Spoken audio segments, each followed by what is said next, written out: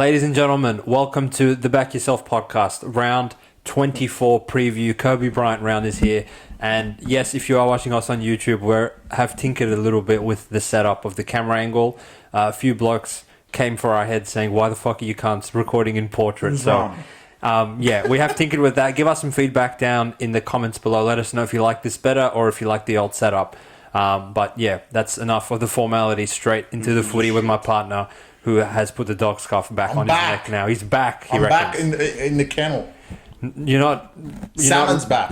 Salmon's back. So well, of course, I have to be part of the kennel when Salmon returns. And Salmon is not the only player that has returned to lineups today, as of obviously lineup Tuesday, which I feel like we have not really emphasized that in the previews because there's just not that much intrigue or exciting movement, or maybe the shock of some of the selections aren't there anymore because of cunts like NRL physio or whoever who give us advanced insider trading. Maybe that's what it is. I don't know. NRL physio. Like when cunts go down at training. Yeah, but half the time they're lying.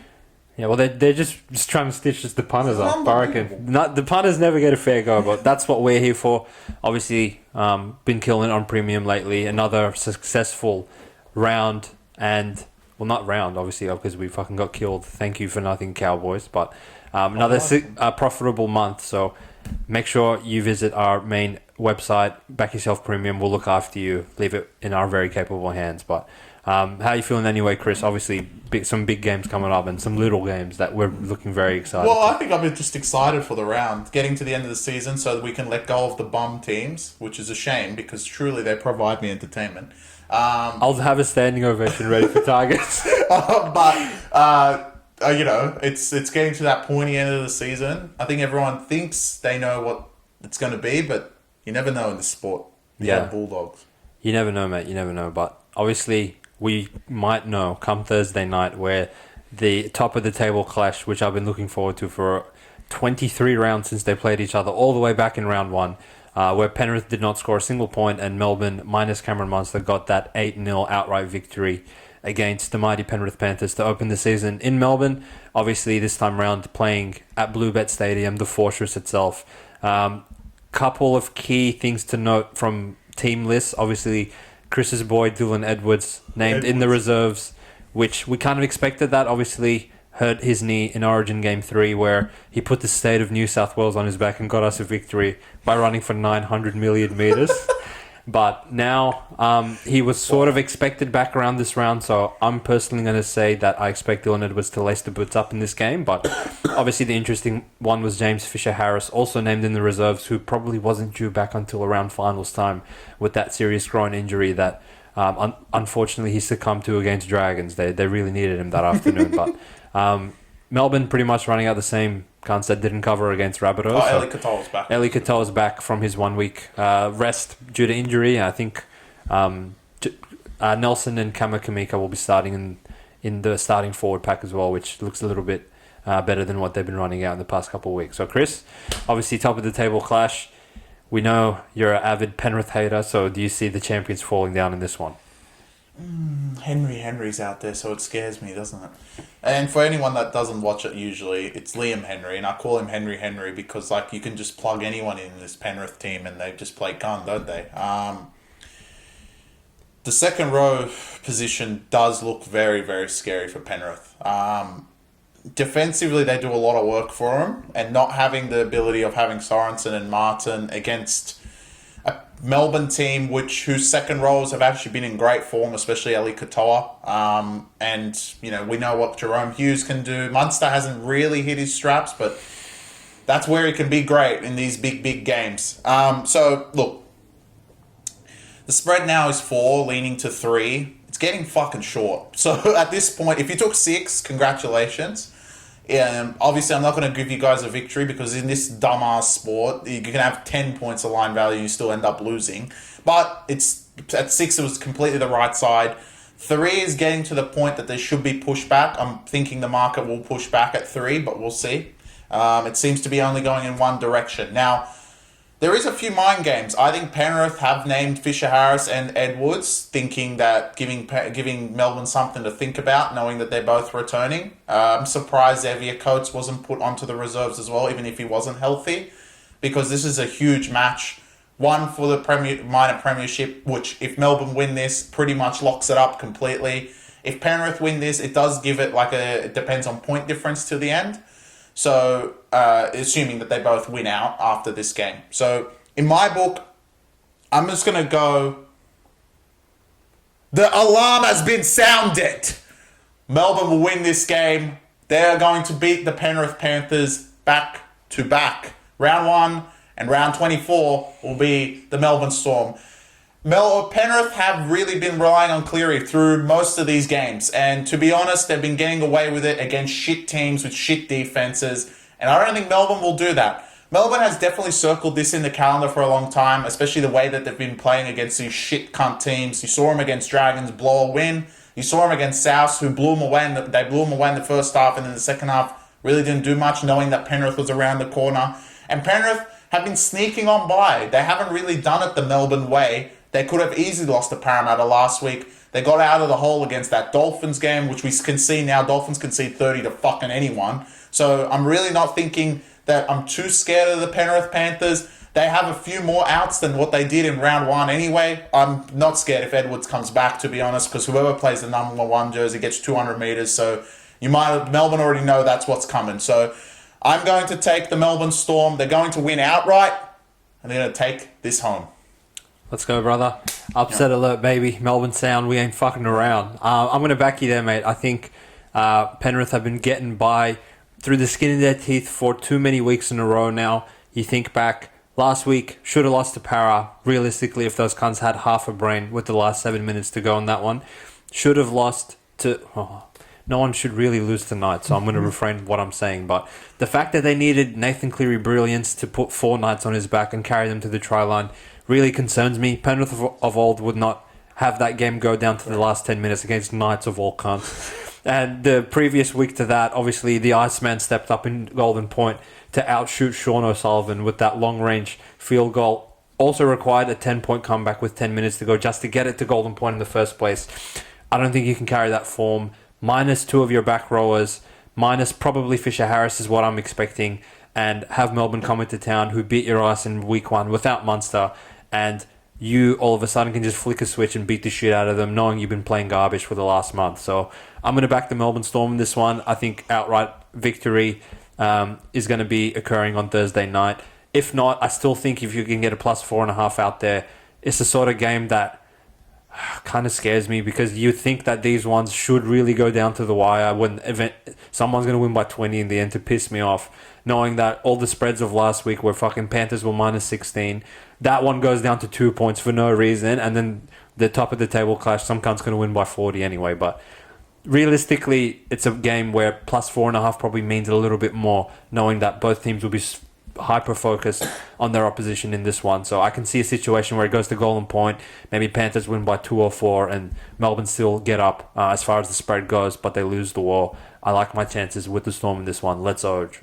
Yeah, I mean, overall, this is pretty much Melbourne's best shot to beat the Premiers and knock them out completely, at least for the regular season, and they're going to see them probably in the grand final regardless. So, look, it gives a big statement to Penrith that this is not going to be an easy walkthrough like they've done every other year. So, yeah, I hope Melbourne do go there and win. There is also the part of me that if you guys watched our podcast back when Penrith played Sharks in round 12, that I was very, very scared of knowing that Penrith would show up, and I hope that's not the same result. But this time it does seem like, well, they didn't have Cleary last time, so what do I know? Like, who knows, right? If Penrith comes out and plays like they did in that last 7 minutes against Para, they'll probably smoke Melbourne.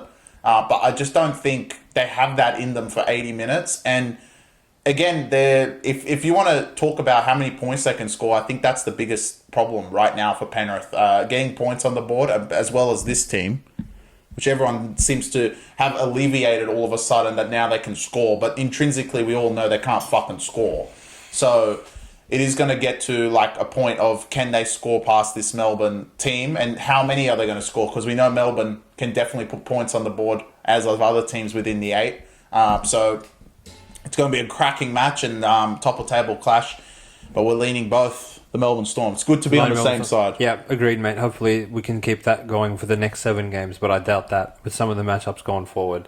Obviously, our allegiances will be put at test. Oh, well, in a next few game. of those games, which The allegiance. perfectly segues us into Friday night, the double header of $1.17 into $1.14, where the New Zealand Warriors, my team from last round, go and take the show on the road from Queensland to Four Pines Park, where they take on Chris's Manly Sea Eagles. And obviously, I put him under duress last round. Shauno quit on me, but he's here to play. Obviously, 5 days later than we needed him. This Warriors team kind of looks a little stronger than it has in the last couple of weeks. Obviously, the fart sack Montoya comes back, returns it on the wing, on the left side of the field, and Nickel Klokstad's still there, which we just love him and adore him.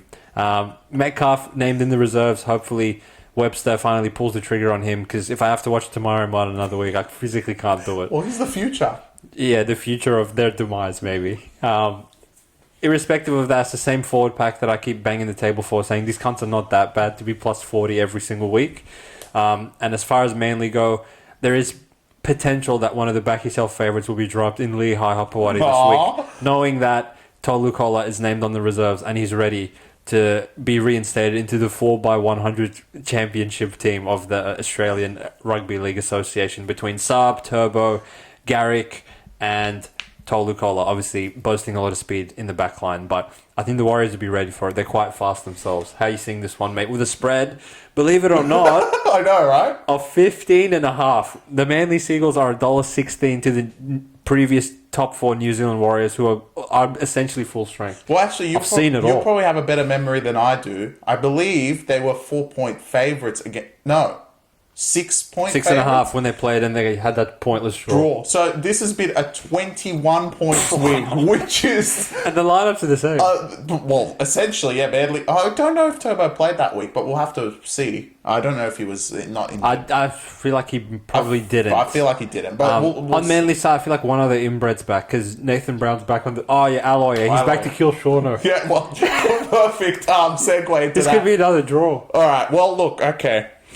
I said in the review that Manly has been flying under the radar because these guys keep winning, but officially they're no longer under the radar. Everyone's realizing that they can score. So now that they're 15-point favourites, truly Manly, if I had under duress, because they're my team, I would probably put it on Manly. Wow. Because, like, if they're that good to the level that I speak of them, then they should cover 15. Warriors can't score. Let's just put state fact, right? But the Montoya's well, look, they can't score. Even if they... Look, think about it. Even if they score 20, which for Warriors is big. Yeah.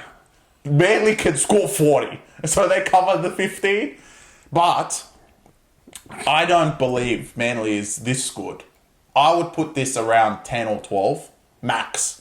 Warriors aren't that bad. Actually have players back. And the backline looks much, much better. Obviously, they still have the waste bag fullback Chansey. But anyway, they're never going to change that till they realise that they have another fullback. But regardless, RTS is there. The backline looks better. Shauno obviously back. The forwards outside of Tohu Harris, everyone's still there. They're much, much better. Manly... The only upside you have for Manly is probably this is the healthiest you've seen Manly in a long, long time. With Tohu Kola and Aloye back. Is a very scary outfit to put points against, but that's why you gain 15 points. Back in the day, if Manly was still underrated, you would probably get -8 for this, and we'd be singing here, bang the scrum, is that it? Yeah. Because we know how many points Manly can score. So, look, it does scare me a little bit having the Speed Force. The NRL announced that in the grand final they're going to have a sprint race or an All-Star Weekend. Between Raiders and Manly. What I'm saying, it's probably 4 of the entry-teams are going to be Manly players and maybe 2 Raiders. You'll have a Titan, obviously, Calm Pereira, and maybe they'll put Dillbags in for a laugh. Yeah. But, like, the Speed Force does scare me, and the Warriors' speed is not really there. Because Tohu Harris is out. So if you actually look at the back line as well, the fastest player is probably RTS, and that he's nowhere near the level of what Manly possess.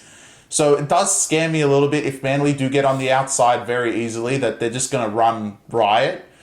But the right side is 15. I don't know how it's got to 15. The publicity is obviously there for Manly, which makes sense. Like, I've been banging the drum for weeks, but I didn't think this particular game it would blow out. The fact that the go-ahead line, the early line for next week is shorter than this against fucking Tigers, it just shows how public Manly's become. And if they do actually cover 16 against Warriors, we could see the biggest line next week against Tigers, because everyone will be like, holy shit, is this only 13? They're going to fucking push it out to 20. So, it does scare me to think that I'm going to bend against my team, but I'm thinking the New Zealand Warriors in this one. I feel like the bookies have taken this one out of our hands, because normally in a situation where Warriors play a golden point thriller against Dolphins, don't quite get the result, and then 5 days later have to take the show on the road from Queensland to Four Pines Park, which we've been sitting here for 24 rounds banging the drum saying this is one of the elite level home field advantages. Obviously, right up there with Townsville, which we saw last week. But now to see a spread balloon to 15.5 points. Put it this way, right? The bookies open Manly Raiders 1.5 last week, and now over 2 converted tries difference to Warriors, who honestly are this Warriors team would murder the last week's Raiders team, like, without a doubt. After seeing Raiders lose 50-0 to these cunts, like, unfortunately, I can't sit here, pull the trigger on minus 15 and think that that's a good bet. So I'm all over the wires, unfortunately. One eye closed. Like, it could get ugly if these cunts go there and they're tired from the Dolphins game, or they've just quit. Well, half the team's changed. There's no reason to be tired. There's 4 players come in. Yeah, so, no, literally, I agree. Thank God that center, the left center's out. Like, I could not watch him another week. The only, the biggest concern is, like, these cunts quit. We've said it last week, is that the bookies don't price in someone quitting, but they've priced it in this time, clearly, because Warriors on paper are not 15 points worse than Manly. It's very close, actually. Agreed, yeah. So they've obviously priced in that these motherfuckers from the Queensland coming to Manly are just going to quit. And if that's going to happen, well, 51 50 is not because enough, Manly against quitters is not the team you want to fucking play. I agree, but I guess the $1 million question, Chris, do you think these cunts will go and quit? I think they'll quit on their road trip back. So they go back, they play at home to Dogs, which obviously they're going to try, and the go-ahead line is +6, which Dogs can't even score, but you're playing a team that can't score, so we'll see. So overs. And then once they come back to Sydney, that's when they're going to quit, right? At that point, because their season's done. I think they will try this time around, but I also think Manly do have a bad game in them. Unlike these motherfuckers, they're actually human being and they actually have a bad game in them. So I can see Manly winning this game, but not covering the 15. I can see Manly win by like 8. I'll be quite shocked if Warriors win. Yeah, I'd be very surprised. Then I think like we have to probably put Manly under the microscope a bit of like, what the fuck are you guys I would have to reel it back on how much I rate them. No, I agree. If Manly do get the 2 points here, then they've done their job. Look, if Manly lose outright, we're going to have to come on the pod and be like, what the fuck are you guys doing? Correct. If they win and they don't cover, I think that's ideal for us as punters and also us as footy fans. Of like, Warriors, don't go and win. You can't suck. And if Manly cover, then we really have to be like, oh, wow, like, these cunts might have put the competition on notice. Yeah, as you've been saying for a while. Yeah, because 15.5 to Warriors is like, think about the elite teams that have been like -14, -16, -18 against the degenerates of Tigers, Souths, all these losers, Para, and none of those cunts have covered like these massive spreads against any of those bums. And I don't think Warriors are as bad as for Tigers, and I don't think Manly is as good as Melbourne or Penrith, right? But this has probably been like one of the biggest lines we've seen all season.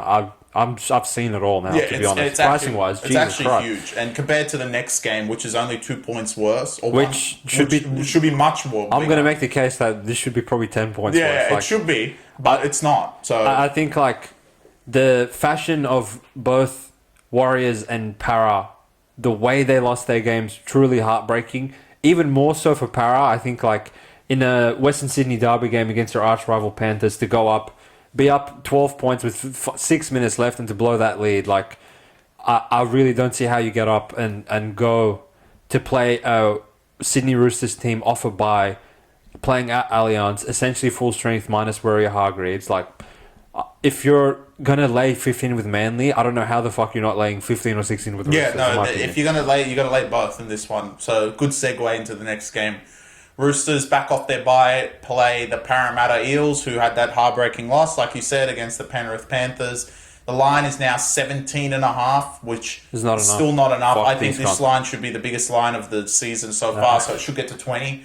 But I don't know if it will get there, because now everyone is kind of shaking at the thought that these motherfuckers continue to cover.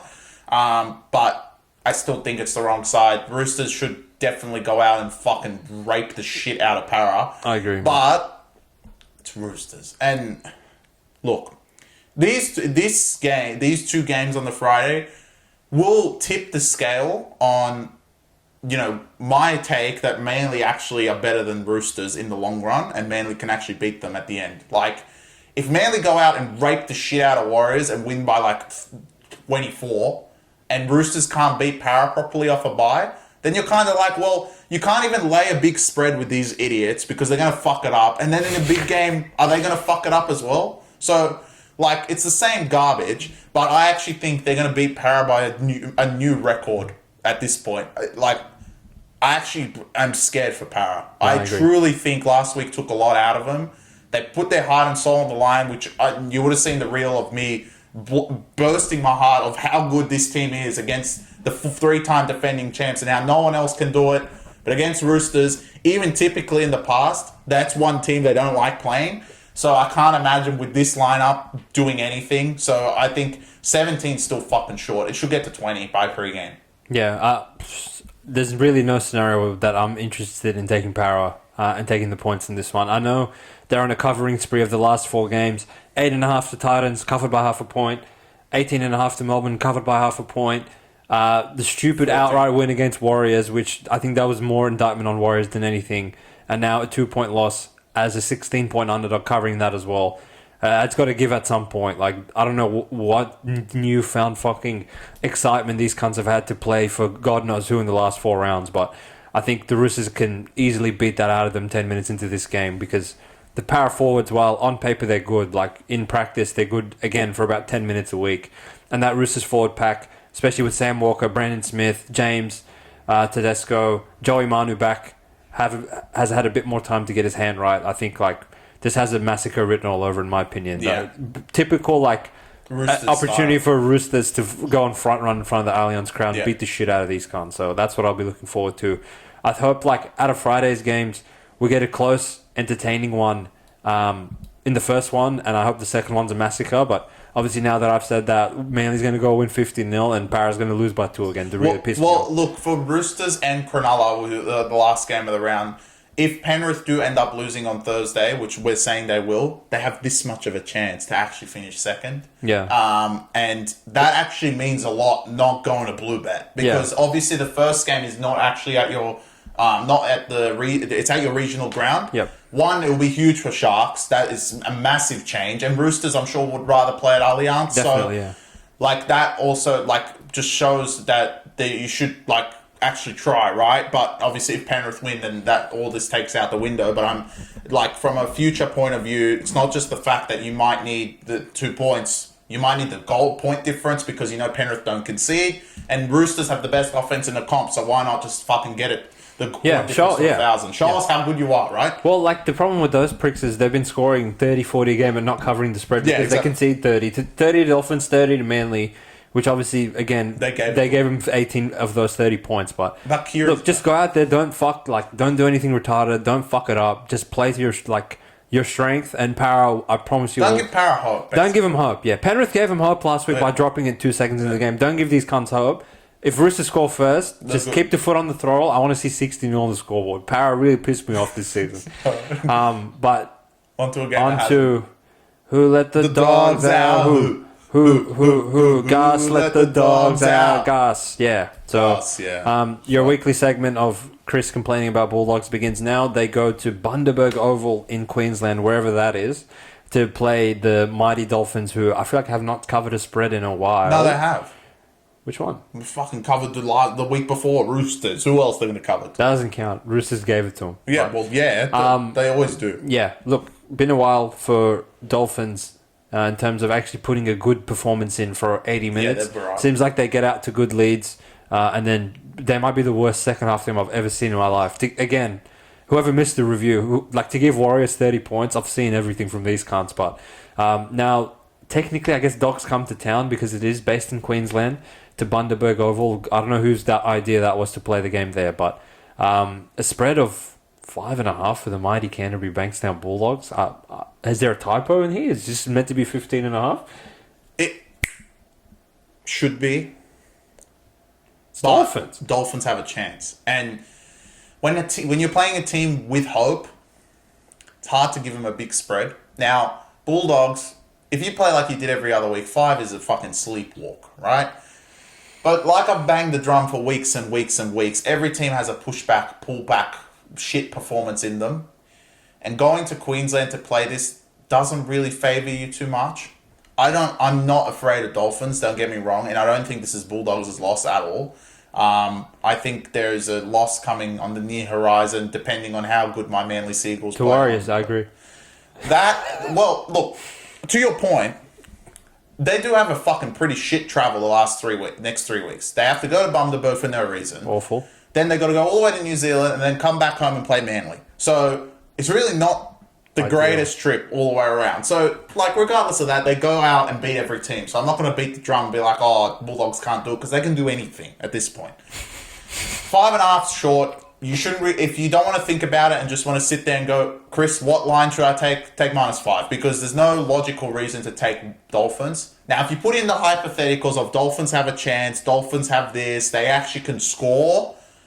The big part is they can actually score, and what we've seen from every team, including Penrith, is that Dolphins still get 20 points, which should be a concern. And I think that's what the spread is actually considering, is that no matter who these motherfuckers have played, they've scored 20, at least. So what you're saying is Dogs will score 26 in order to cover the spread, which Dogs scoring 26 in more recent times has happened, but overall, they're not really a given, is it? Not really a given, right?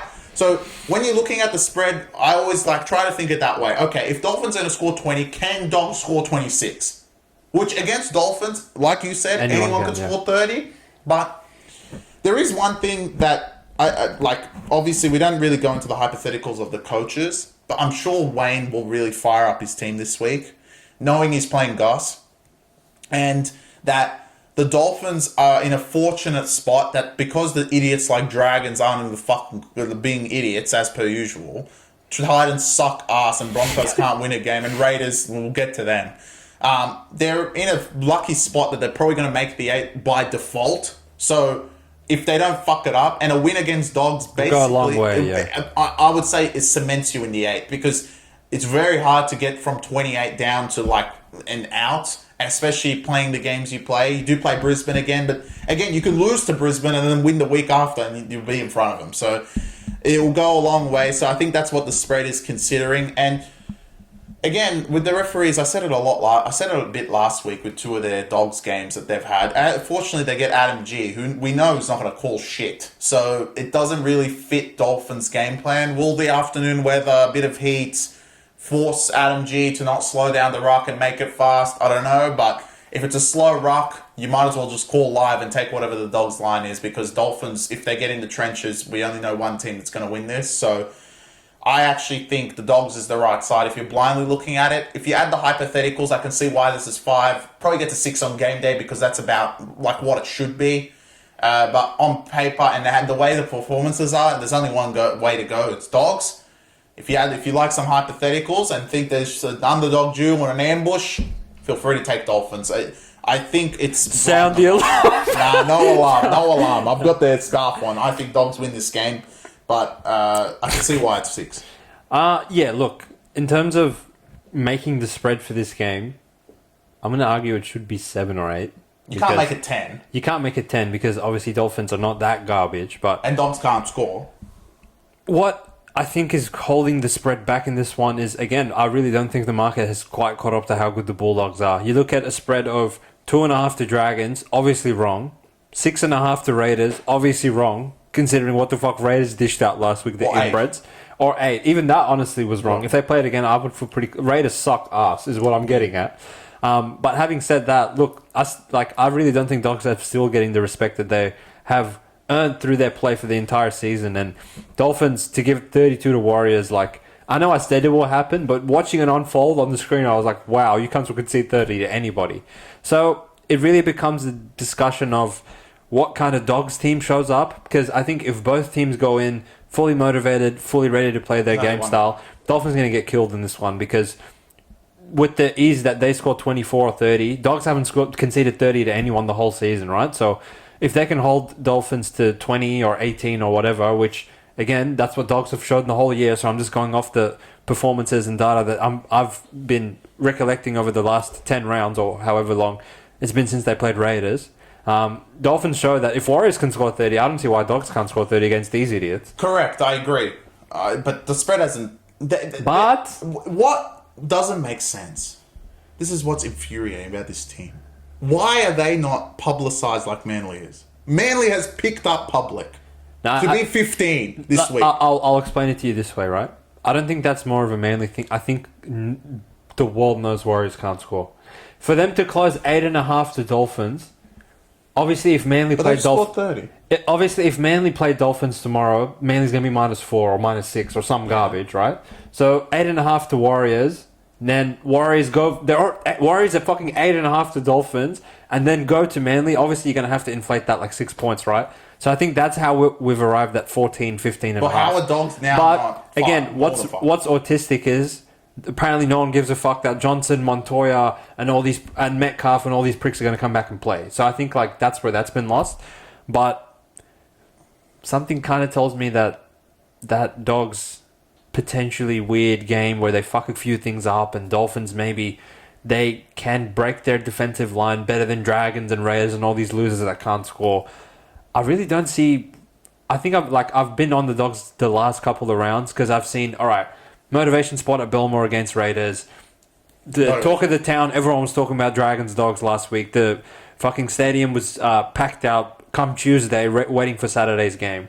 But who gives a piss about Dolphins, right? So in the situation where, in the hypothetical that you operate in, Chris, speaking of, look, every team has a letdown spot at some point, and we've seen Penrith, Melbourne, Roosters, Manly, Sharks, Roosters ×2, like all these cunts have had a letdown spot at some point, right? And I think Dogs have been up and they've been up and they've been up and they've been up. At some point, the letdown spot has to somewhat be there. So again, like I'm a bit dumbfounded because I feel like if Dogs go there with the letdown spot in mind, Dolphins can actually win outright. But if we get the Dogs that we've gotten in the last 10 rounds, then Dolphins are going to get killed and 5's going to cover easily. So in my opinion, honestly, it's at a point where I wouldn't take the points with Dolphins. If I was to back him, I would take him head to head. Because I can't see him losing by 2 or 4 and Dogs getting like a gritty win out. Even though a lot of the Dogs games go down to the wire, that was against Cowboys when they actually defended like humans.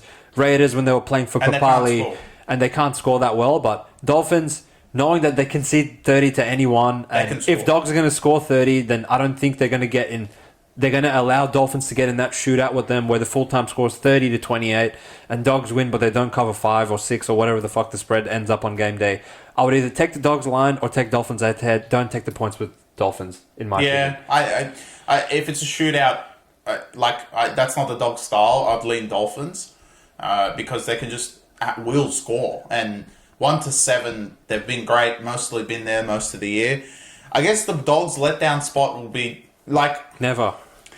The issue is, everyone's going to think it's next week, and that's why the early line is only 6. So everyone's going to think next week they go to Warriors, Shauno's last game at home. They're going to fire up, right? But the way the spreads have actually been put together this week, it seems like if you actually look at the math in 2 weeks' time, Manly will actually be favourite at Accor Stadium, which is insane to think. Yeah, it seems that way. And if for anyone that's going to say, no, Manly don't have a shot, I'm just telling you the numbers. Right now, Manly are probably -2 in that fixture.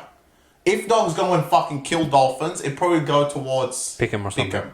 But what if Manly kill Warriors by 50, right? Exactly. But right now, if they cover both spreads the next 2 weeks and they rape whoever they're playing, Manly will be favourites against Bulldogs. And do I think it's right? We'll see on the day. Honestly, if Manly raped the shit out of Warriors and raped the shit out of Tigers, they have to fucking lose one at some point. At that point, even though they're my team, they have to lose one. But the same for Dogs. And it could get to that point that these two teams are actually just charging home. And because of their draw, they're able to with these easy runs. So, again, 2 weeks' time, probably another big game. We'll see. That will probably be the game for 5th, depending on what Sharks and Roosters do. Agreed. It could be in the top 4. We'll have to see. Agreed. But obviously we go from the Bulldogs game into the Back Yourself fixture of the round. My team. No, it's the next one. That's this one. Yeehaw! No, that's the next one. What do you mean? Tigers. No, I can... Knights are playing. You can't just claim it early. Yeah, I can. Is Mapapalangi playing? I'll call Adam O'Brien and ask him after the podcast. Right, nice. But I'm going to say the Back Yourself fixture because Raiders are involved and it's Cowboys. And Just hurry up. They're all waiting for you. The Cowboys 5:30 slot from last weekend delivered, and I'm hoping it does again in this one. Obviously, Cowboys, I still 3 days later, I'm still trying to conjure up the words for you guys. But they made bad changes. yes, Todd Payton went back to his house and stared at the ceiling for hours and hours. Some say he didn't sleep that night. And he's conjured up a brand new game plan to take on Ricky's Raiders, who also have made a few changes. So, obviously, Dylan Clifford of War comes in for Chad Townsend. So, again, after quitting the Broncos, for Dylan Clifford to be your savior, I've seen everything from Cowboys. Jake Clifford. It may as well be Dylan Clifford. Jake Clifford, he cunt's so bad. And yeah, Jeremiah Nanai, obviously wearing 24 last week, didn't make it to round 24 because I failed HIA. So I actually looked at, I delved into some statistics in this one. Obviously, these teams played probably 8 rounds ago where Raiders were on their just relentless quitting spree in Canberra where they just quit there every game. Yeah. And I think Cowboys went up 28-0 on them. But obviously, Nanai was there, Tamalolo was there. All of these sort of guys were there in the forward pack, but and obviously Townsend. Townsend was there, but I'm actually going to call him Dylan Clifford going forward. He's that bad. But now, obviously, starting McIntyre and Finney and Helium, it's getting ugly. So, with that being said, the Canberra Raiders, I'm going to put you guys under duress, plus 6.5. Yes, you heard that right. The last time Cowboys were 6.5 favourites, it did not really work out for them that well, and I really fail to see a reason why it's going to be anything but more of the same this round. Bringing in Jake Clifford instead of Chad Townsend as your only change after that pathetic performance last weekend. I've seen everything. And at some point, Todd Payton has to be on the hot seat because some of these results truly are head-scratching, and I can see why he's bald, trying to figure out what variation of his team will show up. But both of these teams got killed last week, and funnily enough, I actually believe in the Raiders to bounce back more off an embarrassing loss than Cowboys because the Cowboys' character as a team we've seen over the years, unless Purdue's running out there, they really don't run out with much intent. Few forwards down as well. I can see the Raiders getting on top of them in the middle, and then once that happens, just watch the last 15 minutes of last week's game to see what's coming to the scoreboard. So Raiders getting 6.5 points against the North Queensland Cowboys. Not that I love Raiders or anything, but it's more of a play against the Cowboys. You can't be 6-point favourites against anyone. Let's go, Green Machine, up the milk. Good luck, mate. Well, Thank you, brother. Purdue is actually on the bench if you didn't It doesn't count. He has to run out. But Raiders do make some changes as well. Nathan Strange these days actually goes to centre, which is strange. But yeah, he moves to centre, and Adam Cook, who's actually been impressive the way he's So it's Strange on Vialia. Yeah. You're saying this is the Back Yourself fixture. The next one, I'm telling you. It can only be topped, in my opinion, if Dragons played nice. I'm saying right now, if it wasn't for your under duress, I would have to flip a coin, and that's who I'd bet on this game. Raiders suck. Cowboys suck. So you take the point. It's going to be entertaining. Probably unders because they're both going to think they can defend. I can see this being you gave a penalty on the line, we're going to take the 2. Yeah. And then the same garbage at the other end because Ricky's going to tell his team fucking defend, and then Todd Payton's going to be fucking wake up. Yeah. But they don't listen to him. Well, if they listen to him or not, we'll see. But yeah, I think Cowboys. Fine, you've made it easy for me. Yeah. I don't even need to think about it. Take Raiders, close my eyes, and don't even think about it. Because I honestly believe this is probably the toughest game to tip of the round because you don't know what fucking idiots these two are going to come up with. To be honest, I'd rather see Raiders win because for Cowboys to lose back-to-back games, we can come on the podcast and say, Todd Payton, and seriously, you should just shave your beard as well because you just have no hair whatsoever. And if Ricky loses, it's just gay because, like, we know Cowboys suck. So you kind of want that one team that you know that are just going to be fucking garbage. And at this point, the team that's making the 8 that's fucking garbage is going to be Cowboys because by default, they keep fucking winning. Let's see if they do it again. So I really think Raiders are going to go on. If Raiders go there and win... If I had upset alert, I would do Raiders. That's how bad these cunts are. There has to be like... I'm not a religious man, but I really believe that the rugby league gods win out in the end. Because for Cowboys to end up with like 15 wins, they might be the worst team I've ever seen would get double-digit wins. So that to me explains the Broncos lost last weekend. And because obviously if they beat Broncos, they're going to go and beat Raiders. They're going to go beat fucking Melbourne off their bye somehow. And they're going to end up coming 6th to host the fucking finals game, which they should be banished from doing. So I actually think they're going to end up being like 500. And I think the capitulation of the season... They're not going to make it? No, they'll make it. Because, like, not because they're good, but because everyone else is garbage. But I actually think Raiders, like... They can go and win. I believe in them. Well, maybe Raiders make it. Raiders are something else. Wow. They can make it if they win this. They can't make anything. It's a big game, so you'd rather take the points as well, because technically they can both make the 8 still, so... I think whoever wins is going to win by, like, margin as well. I'll see how, like, the Melbourne game goes. If I'm feeling really frisky, I might, like, take Raiders minus. Because Cowboys, like, they will just pull off anything. This is true. But honestly, I still don't think this is the game of the Back Yourself podcast. All right, go ahead and go into it. Where's the scarf? Tigers play South. I'll be right back. Tigers are back. He's getting the scarf.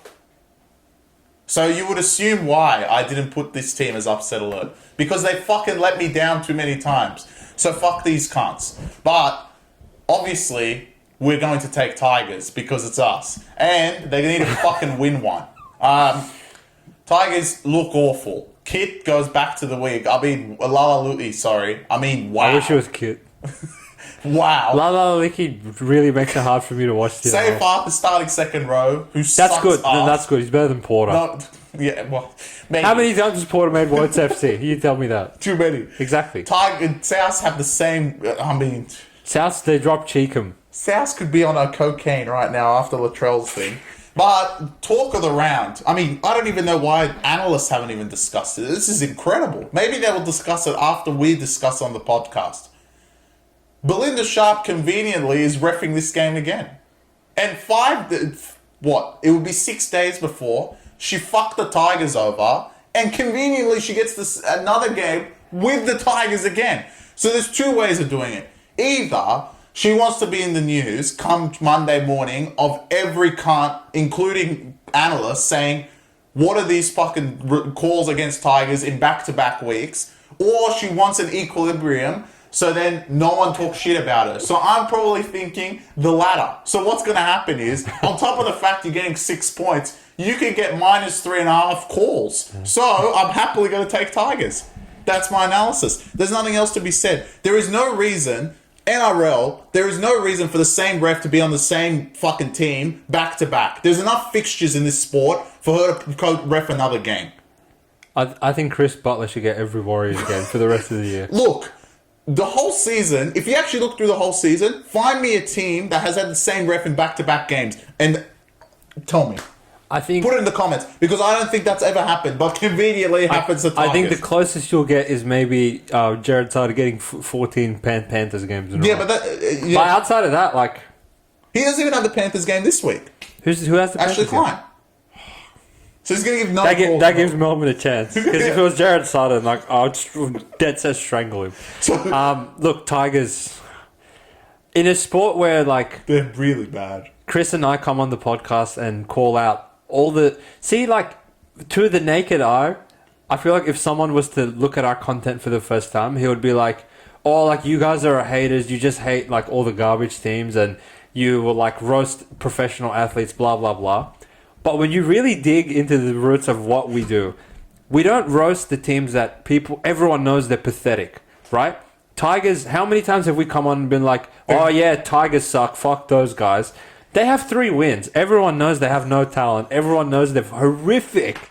absolutely horrific. To have that much margin between you and the rest of the league, of a league that we consistently come on and say everyone's garbage, is like scary and alarming as to how bad Tigers are. And to not cover 10 to Knights, to now be 6.5 to Souths, these cunts, they're really bad. Sorry, like they are really bad. Who? Souths or Tigers? Tigers. Oh, South. What's Souths then? Souths are Something else. I think the spread's right, technically, but looking at it in the matchup that these teams had, you know what the X factor with Tigers is? They're so goddamn unlucky. Yeah, I know. And they never get calls. They always get they're sin minus 3.5 calls. You taking it? They always just get sin bin for no reason. As soon as the game is within fucking Tigers get a lead miraculously. Tigers either drop the ball and the other team scores straight away, or they just give up 5 calls in a row. Like something has to give with these cunts that I refuse to believe that they're that much worse than Para, that much worse than Souths, that much worse to all of these pricks. Souths, for what they've dished out and put on tape for me in the last couple of weeks, like it's a miracle job that they've covered any line. They are so goddamn awful. And like since they beat Para a couple of weeks, the last team to cover to Para is Souths actually, which Souths looked pretty good then, but now like with this cocaine bullshit coming out in the news and. But they're quitting. They're quitting in real. So bad. They're quitting in real time. Tigers, I don't think have quit. So they're going to try regardless. I feel like Tigers at least. They know they're shit. Tigers, in my opinion, the way I look at them, Tigers are just going to keep trying until they get one more win this year. They don't want to end the season on how many? 4 wins? Are they 3 or 4? They won 2 at the start, then they beat Titans and Raiders. So that's 4 wins. Yeah. They just want their 5th win, and then they can give up after that. Well, right? they would have beaten last year. Yeah, exactly right. Wow, which to think that this would be an improvement off anything just shows how garbage they were last year. But I feel like Tigers, they've been playing for Benji. There's a lot of stuff goes against them within games. Is the spread right? Probably. To think that Souths can be -6 to anyone shows how bad Tigers are, but in a game where both teams are so god-awful, like something's got to give with these Tigers. I think Tigers will win because it's Souths is something else. Well, look, okay. Essentially, it's Cody Walker versus fucking Carousel. I'll take Carousel. Fuck it. All right. I like him. There's 3 factors. Is Benji wearing a suit? That's important. God. Is Billy the Shark going to give you calls? Which I think she might. Or she wants me to come scream at her again. It's a win-win, if you ask me. It's a win-win, regardless, for me. For the pod. Exactly. When I saw Billy the Shark, I couldn't believe my eyes. And the third point is, like, Tigers really need that 5th win to say that they improved from last year. And they seem to be, for whatever reason, with 4 wins, seem to be getting players. So they signed Duress Skeleton this week. Skeleton, yeah. It's good sign. Which is strange from Bulldogs. That they let him walk out. Because I always thought that I would have thought they would have let go of Adokar because of his contract. So I found that very strange that they got him. But shout out Tigers. They actually have competent wingers next year. Dewey stays where he is. He's a competent centre. Stafford Toa is obviously still there. So all of a sudden the team doesn't look too bad. Olam's there as well. Olam will play over Stafford Toa. So you have those 2 at centre. Luai comes into the halves with Galvin. Better. It's actually 1 to 7. You're like, they're actually Turuva's there as well. Yeah, that's what I'm saying. Yeah, they're not that bad next year. Come on. They're actually pretty good. Yeah. So it does look much better, which I don't know what the pool is. I guess Benji. Like, there has to be something. They're paying overs. They could be paying overs, which I don't know if they're doing because they don't really have a lot of cap because they've already paid overs for all these shit cunts half the time. Clemmer's on a bag, probably the fuck with. They pay him in literal bags. But look, I think for Skelton, like it was probably more of an opportunity to start in first grade, more so than anything else. I don't think, obviously, with all the outside back depth that Dogs have, in my opinion, I would have let Adokar go and kept Skelton in. That's what I was thinking. I think Gus, he likes Adokar and he thinks that he's a bit of a character. He's good for morale around the club. Well, I don't even think he can run anymore, but anyway. I think he's currently injured. Dogs fans, Matt, we've spoke to you before. I think it's a concern. This guy can't even run anymore. There was a break he had against Dragons. He didn't even run. Yeah. It's like... And I haven't seen, like, normally Burton will do a grubber in behind the line for him. Like, that was their favourite play back in the day, but seems like maybe he's just playing injured, in my opinion. I think, like, it's not a long-term concern. Maybe he's just backing down to the Manly team, knowing that the 100-metre race is on at the end of the year. He doesn't want to lose to Saab and Cole. Well, maybe he doesn't want to be a part of it. Because, There was some comment on the 100-meter sprint that you can't have the Dogs players in it because they're going to be in the grand final. Well, I think the Bulldogs will actually lift the trophy before the final. Well, they could do that because this is a foregone conclusion. I don't think any of your speed force. I can only think maybe Kuraz, but I don't think he matches the speed of half these. No. Four of the Manly players are faster than him. And then you got Weeks and Savage. I forgot about Savage. He's definitely there. Yeah. Cam Pereira without a doubt. And probably Xavier Coates if they don't make the grand final. So it's actually going to be a very good race. No, agreed. I think that'll be a good spectacle. We'll give you some. Obviously, pre-grand final, we'll give you a tip, but I'm going to lean. I think that'll be a good spectacle, and as will the next game come Sunday. Why? It's your team, Dragons of War. I'm really not excited for this. Why? Your team's playing, mate. Because usually Dragons Titans is a bunch of entertainment because they're both shit, but now they both need a win. They're going to play conservative, which is not Dragons or Titans style. It's going to be garbage. The line's 5.5. Dragons let me down. I'm really off Dragons. Why? I'm sorry, there, Frost Brothers. You really pissed me off last week. If you go out and beat Titans, what's the point? Just go lose. To be honest, I thought last week was just a turning point in Flanagan's They beat Melbourne. Yeah, but now it's who cares? They've lost to these idiots. So it really doesn't matter. And if you guys finish 5th, you're going to end up 8th, you're going to play Manly or Dogs and lose anyway. You're going to just back down to them. So it's just going to be I'd rather let Titans go in there. At least I can giggle. I know that Titans are going to play garbage and lose. So, to be honest, this game really pissed me off. If Dragons had won last week, completely different story. I'd be all over Dragons, and so would everyone else, and this would probably be 10.5. So if you actually think about it, if you're looking spread, and don't worry about me being pissed off at Dragons the right side. Because if Dragons had won last week, and overall, I think you agree with me, they didn't play that bad. I agree. They actually played pretty good. They just couldn't score. And Titans will let anyone score, as we saw last week. The plus for Titans is we know Dez is not going to be happy with the garbage they put out. So I assume they're going to bounce back. It is the battle of the big two coaches that used to coach Manly as well. So I'm sure they know each other very well. So we'll have to see what Titans come out. Have Titans just quit on the year? I don't think they have. They still think they have a chance? Nope. You think they've quit? They've quit. Dragons obviously wouldn't have quit because they actually still do have a chance. They're 9th. So if you're thinking Titans have quit, then obviously take the -5. Titans quit. Or if you think Titans are still a shout, they were this close to being my upset alert because I actually think Dragons are more on the edge of, we lost the Dogs. Still thinking about last week and how much they blew it. And Marshke going into the lineup is really pissing me off. But I think... Why is Marshke in there? Because... we'll get to that. You'll see that prior to this, probably. So, yeah, Flanagan, wow. Flanagan is innocent. There's no point in talking about it now. Nah, look, I'm going to talk about this game real quick. Shout out to the Zerafos brothers. Don't let him kill your morale and your energy. The Dragons, actually, I should have put them under duress. It's Titans. You can't give those cunts a win. Yes, you can. No, 2 weeks ago, they won every game. No. Well, you forgot about Newton's law. His fourth law. You can't lose to Dragons twice. Oh, fuck. All right, I changed my tip. Now, this Titans team, they're capable of anything. That one goes out the window. Titans, for the world to display, and last week, you're talking about you're off Dragons. Imagine how I feel about Titans. I'll never forget this. Well, I didn't really believe in them. For them to beat Sharks the first time round, when I was all over Sharks, and then obviously laid 1.5 and they quit on fucking display last week. Also losing Fodawaker because he went shots on and killed McInnes. Obviously, he gets a week there for the shoulder and the head. He's out. So you're down to Origin front row on a team that literally conceded to Rudolph, Hazelton, Williams, God knows who else. I'm not taking +4 with these cunts. I'll take Dragons any day of the week. I feel like your emotion is clouding your judgment of this fixture because you're so pissed off and you had so much invested in Dragons beating Dogs for the sake of your vendetta against Dogs for the last 6 weeks that they've really pissed you off. But I don't think Dragons even played bad. Dragons, these cunts went and beat Melbourne last week. And they don't have Sully.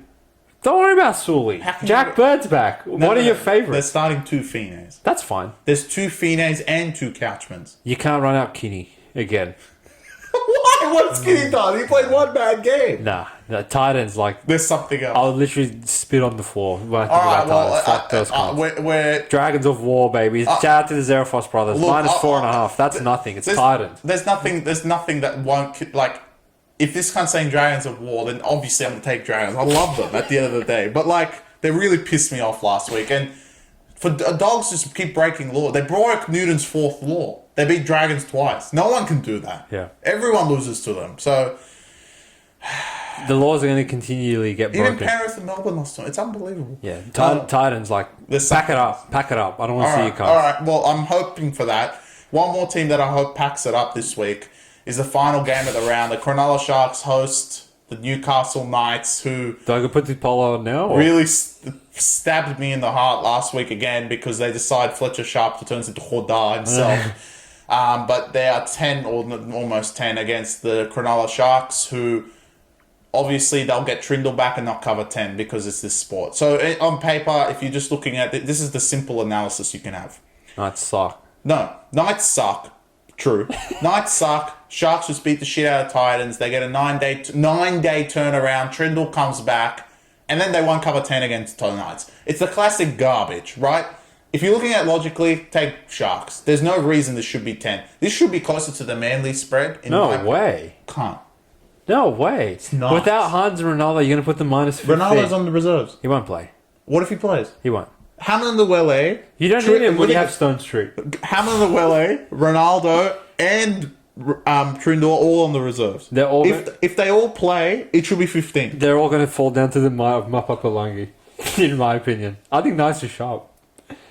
Because... Knights is not sharp. As you illustrated, it's this sport. So they have to. So obviously they're going to go beat the dog piss out of Titans without Trindle and anyone. And as soon as Trindle, I want Ronaldo to play. That will make me more inclined to take Knights.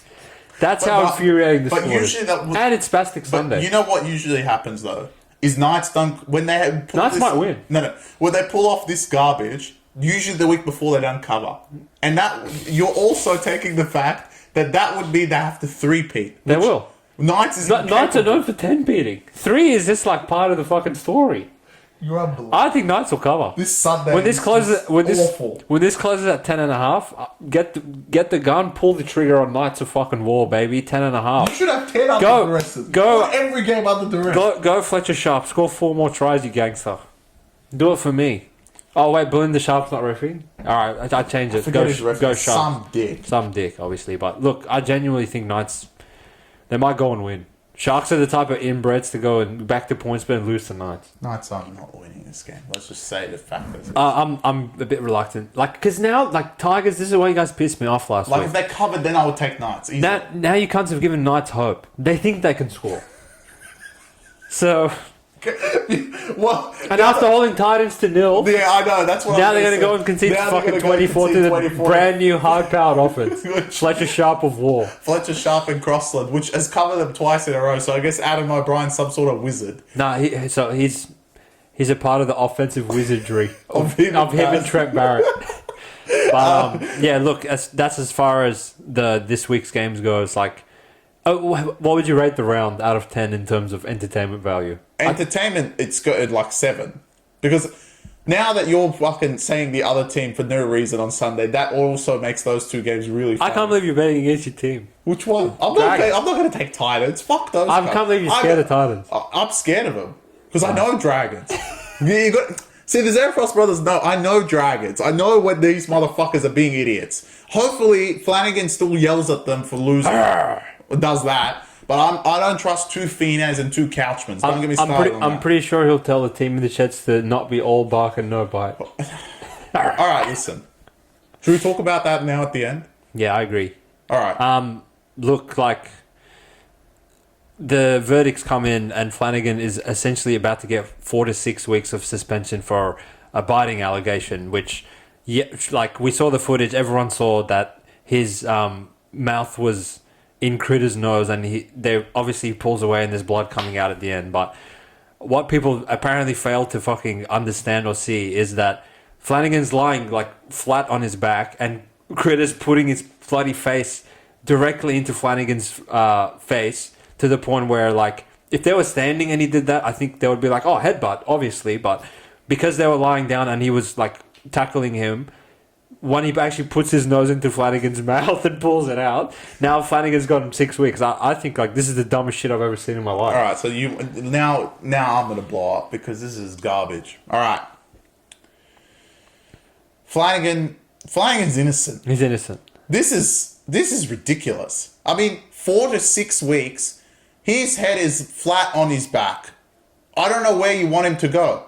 And the fact Critter and Sorrello came out and said, look, we're actually not going to go make statements against this cunt, is just saying that, you know what, they kind of thought maybe they would say something about what Critter did and let's not go. It's probably safer. And they're not going to say anything about Critter now because he's not at the judiciary and he never got on report and nothing ever happened. But if you actually watch the play, Flanagan is just sitting down. He just sees a nose go into his fucking mouth. And next thing you know, there's blood coming from this cunt's nose. And, like, what the fuck do you want Flanagan to do? He can't disappear if this cunt's fucking doing this on the ground with him. Incredible. So, look, again, Bulldogs jerseys, as per usual, it's getting to the stage that they're almost like Penrith jerseys. Because another thing in the judiciary which didn't actually go, but you can click this as well, is why did Martin only get 1 week? The injuries... Aloia was out this entire time because of what he did to Shorter. And he was out for like 5 weeks, I want to say. And that wasn't even half as bad as what Martin did. Oh, Martin's innocent. He hasn't done it before. I don't give a fuck. If as he broke his leg, he would be out for 5 weeks. Yeah. It's inconsistencies between teams. We say it about refs. We say it about teams. Oh, God forbid the Tigers player player did this. It would be 10 weeks. But Olam's out for the rest of the fucking season for whatever he did. Yeah.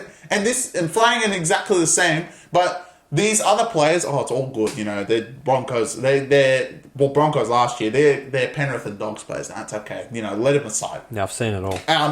Garbage. So I think Flanagan absolutely got rorted, and for him to get 4 to 6 weeks, we'll see. We haven't seen it. It's been an hour now, so hopefully we'll see what the judiciary says. But I'm sure it's going to be the maximum because he's a Dragon. And he will get 6 weeks and be out for the rest of the year. So Dragons have to start Marshke. I mean, wow. Here's your headline on the NRL. Man takes players warned over biting as Flanagan banned until finals. So 6 weeks. So... 4. I don't know how many weeks of finals. Maybe they've picked right in the middle and 5. So decision, blah, blah, blah. Flanagan goes, I didn't bite Stephen Crichton, but I thank them for a fair hearing, and my focus is on the Dragons for the next 4 weeks. So I think he got 4 weeks. Okay. So he's banned till finals if they make it, which they have a chance. They're going to take a huge step towards finals on Saturday. What will be funny? Wait. That's shocking, mate. What will be funny to end the podcast if it's Dogs Dragons again? Maybe he will bite him this time. Then he should bite him like, this is biting. No, fucking bit him. But, yeah, hopefully, like, Melbourne bite Penrith on Thursday night for us, and that will, like, the amount of Thursday games we've lost, like, it really, there's nothing fun about starting every single fucking round with an L next to your name and 1K down the drain. Well, we're not taking Bulldogs. Everything should just wait until Bulldogs play. Well, apparently the world the NRL content creation space just revolves around Bulldogs. You're right, Warriors this, 10 views. Tigers that, 20 views. Melbourne, they're pretty good. You get 25 views. As soon as you write Bulldogs... Well, you know... that's why we keep fucking talking about a bookie we don't really talk about too much, but I know a lot of people do use is Dabble. And I couldn't believe the amount of shares on bets like this. Dogs to win the premiership, Dogs to win the top 4, Dogs to make the prelim finals, Dogs to make the semi-finals, Dogs to win fucking everything. And it just gets every share in the world. I mean... Is it just as simple as us sending out fucking Dogs to win a premiership and all you motherfuckers will subscribe? Like, we'll do it tomorrow. We don't give a fuck. No, we won't. Because they're not going to win? No, I'm not doing that to our fucking subscribers. I'm not sending out Dogs to win the whole like, that's what my hypothetical is that. Because, like, we get it, cunts. Yeah. You're still 5.5 the Dolphins. You're not having achieved anything. Well, you're that good, you should be 20. If the kennel was actually pushing the market in the direction of they put their money where their mouth is, Dogs would be fucking minus 20 every week. But they just... I guess... So you're telling me they're saying it without punting. They're saying it without punting. I'm saying punting's haram. Alright, I think we'll end the podcast before we go on a tangent. Alright, appreciate the support as always, guys. We will catch you if Melbourne win on Thursday. If not, I'll see you guys for next week's preview because I can't take it anymore. All right, y'all. Later. Peace out.